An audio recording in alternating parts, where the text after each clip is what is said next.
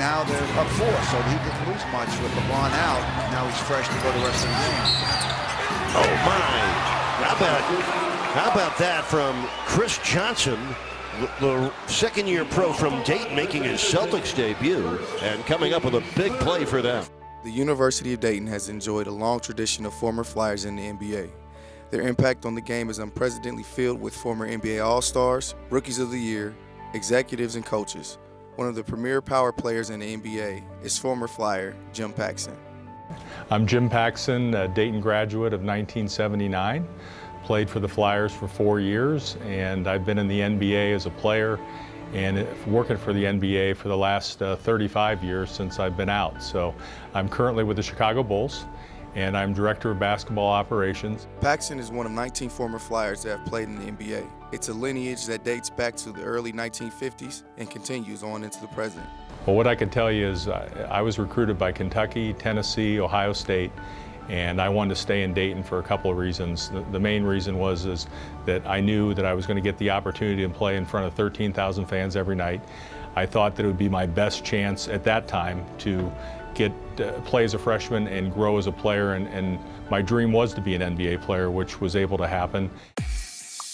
Recently, the Flyers have had 3 alumni make it big. Brian Roberts, Chris Wright, and Chris Johnson have continued the storied tradition of Flyers playing at the next level. Something he normally does. Roberts heading to the line for the three-point opportunity. Doing a big move. He really does. Well, I think it's important, but I also think you have to look at how they've gotten there.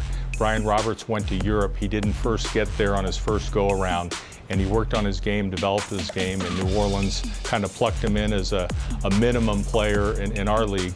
But Chris Johnson, you know, he's done a nice job.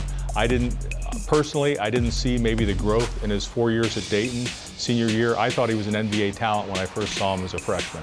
And I think that the 1 year that he had there with Coach Miller and the staff, and then moving forward, that I think he's kept working on his game. And Chris Wright is a great example. He was an athlete that was trying to learn to be a basketball player, and he's stuck in the D-League, and he's still trying to develop, and Milwaukee's giving him a chance. The current Dayton staff continues preparing players for the next level, led by head coach Archie Miller. Miller separates himself from other coaches with the relationship he has with his players. He teaches how to be a professional and how to understand the mental aspects of the game. If we're doing it right, we have guys in the ballpark being able to not only play in the NBA, but make a living playing the game for a long time. To me, if a kid says he wants to play in the NBA, it's my job to help him get there. Providing a way for guys to earn a living playing this game is the dream. So for us, can we have an environment? Do we have the ability to provide that opportunity? Absolutely.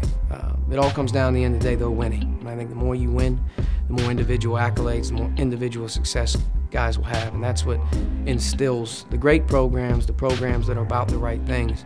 They're about winning. And guys that are about winning usually experience some great individual success as well. And the future continues to be bright.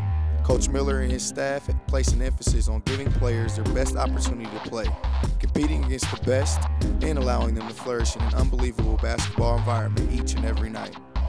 My brother John, who has been part of the organization, played here a long time, but when he first took over in 2003, his big thing was taking kids from players from winning programs because they've won and they know how to win, and they've been in big game situations, and they know what it's like to be pushed, and they understand that pressure. As we keep moving forward, it's going to become part of what we do. I think as our guys get older, they trust, they sell our way of life to our younger kids, and it kind of circles back around all the time. That development and being about getting better and winning and culture and what we have here is really just about relationships, having the ability to look each other in the eye and tell us the truth, and to me, sell a unique way of life, which is about earning it. And I think that we have that going for us right now. Miami shooting 56% and down. Boy, good court vision. Evans on the move.